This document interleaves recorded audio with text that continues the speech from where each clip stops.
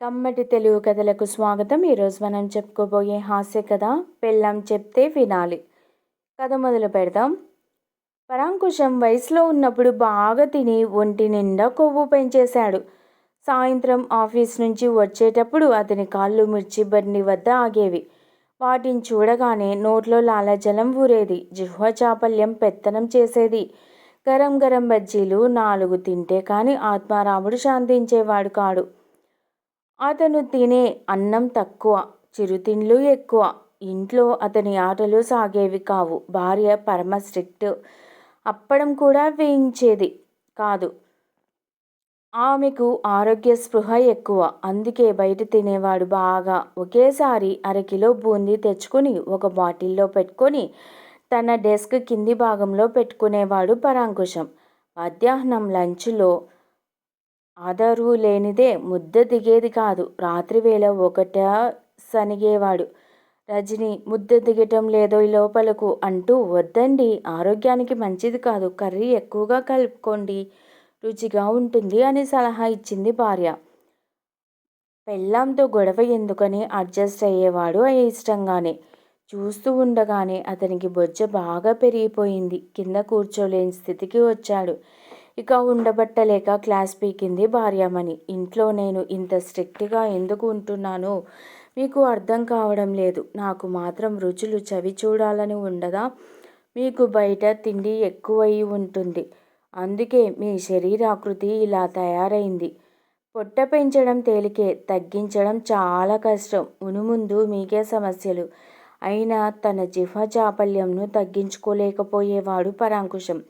ఇక అతను రిటైర్ అయ్యాడు. సరిగ్గా నడవలేని స్థితికి వచ్చాడు.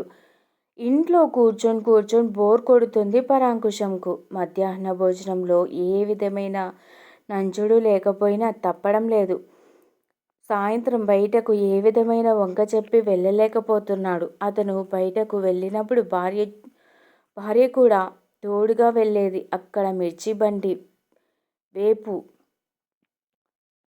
బండి వైపు లొట్టలు వేసుకుంటూ చూసేవాడు. భార్య అతని చూపు అటువైపు మరలకుండా చేసేది. బండి చుట్టూ చాలామంది గుమికూడి ఆబగా తింటుంటే చూసి ఉసూరుమని నిట్టూర్చేవాడు పరాంకుశం. అయినా ఇప్పుడు తాను పెన్షన్ జీవి, సగంకు తక్కువ ఆదాయం వస్తుంది. ఇటువంటి ఖర్చులు తగ్గించుకోవాలి. తనలో తానే సమాధానం చెప్పుకున్నాడు అతను. రాను రాను పొట్ట బాధతో అవస్థలు పడుతున్నాడు పరాంకుశం. ఎలాగైనా పొట్ట తగ్గించాలి, ఇదే ధ్యేయంగా పెట్టుకున్న అతను సెల్ఫోన్ అటు ఇటు తిప్పుతుండగా యోగా గురించి ఎవరో చెబుతున్న ప్రవచనాలు కనిపించాయి. అంతే, గూగుల్లో యోగా గురించి వెతకటం మొదలుపెట్టాడు. శరీర ఆకృతిని తగ్గించుకోవడానికి యోగాను ఒక దివ్యౌషధంగా భావించాడు పరాంకుశం. ఎలాగూ ఖాళీగానే ఉన్నాడు కనుక తన అపార్ట్మెంట్కు సమీపంలోనే ఉన్న యోగా క్లాసులకు అటెండ్ కాసాగాడు. భార్య సహృదయంతో విసిరిన చిరునవ్వు అతనికి కొండంత బలాన్ని ఇచ్చింది.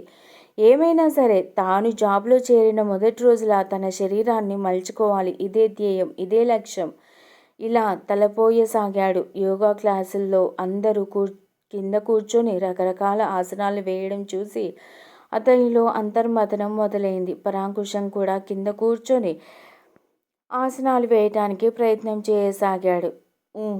అతని శరీరం సహకరించటం లేదు. అతడు కేవలం శవాసనం ఒక్కటే వేయగలుగుతున్నాడు. ఆ ఆసనం మాత్రం ఎంతో హాయిగా ఉండేది. కొద్దిగా కష్టమైనా కింద పడుకుని ఆసనం వేసేవాడు. నేల మీద చేతులు ఆంచి ఒక విచిత్ర భంగిమలో లేచేవాడు. పరాంకుశం అవస్థ చూసి ట్రైనర్కు జాలి కలిగింది. ఒక పిల్లర్ వద్ద చైర్ వేసి, పరాంకుశం గారు, మీ శరీరం సహకరించడం లేదు, అయినా పర్వాలేదు, ఇలా కుర్చీలో కూర్చోండి, కొన్ని ఆసనాలు కూర్చొని చేసేవి ఉంటాయి, అలాగే చేయండి, ఎక్కువగా శ్రమ పడకండి అంటూ హితబోధ చేశాడు. అలా కుర్చీలో కూలబడి కొన్ని ఆసనాలు వేసేవాడు. ప్రాణాయామం చేసేవాడు. బాడీని ఎలా వంచాలో అతనికి అర్థం కావడం లేదు. చివర్లో ట్రైనర్ అతని వద్దకు వచ్చి ఒక సలహా ఇచ్చాడు. పరాంకుశం గారు, ముందుగా మీ ఫుడ్ అలవాట్లలో కొన్ని మార్పులు చేయాలండి. అప్పుడు మీరు కొద్దిగా లావు తగ్గవచ్చు. అందుకు మీరు చేయవలసింది ఉప్పు, కారం తగ్గించడం. ఉప్పు ఎక్కువ తింటే తిండి ఎక్కువగా తినాలనిపిస్తుంది. ఇందుకు మీరు న్యూట్రిషనిస్ట్ సలహాలను తీసుకుంటే మంచిది. అవును నిజమే, తన భార్య ఉప్పు తగ్గించి వేస్తుంది కూరల్లో. తానే మరలా కొద్దిగా చల్లుకునేవాడు. నాలుకను అదుపులో పెట్టుకుంటే ఇన్ని తిప్పలు వచ్చేవి కావు.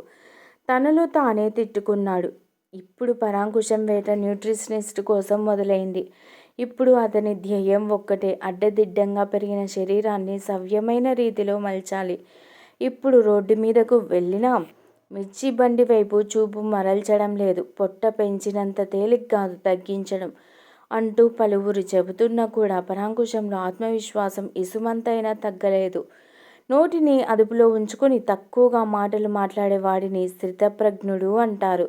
నాలుకకు రకరకాల రుచులు అద్దకుండా దానిని చాపల్యం నుంచి కాపాడేవాడిని ఆరోగ్యవంతుడు అంటారు.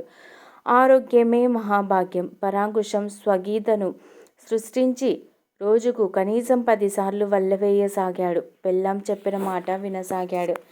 ఈ కథ మీకు నచ్చినట్లయితే ప్లీజ్ లైక్ చేయండి, షేర్ చేయండి. కమ్మటి తెలుగు కథల ఛానల్ను సబ్స్క్రైబ్ చేయండి. Thank you very much.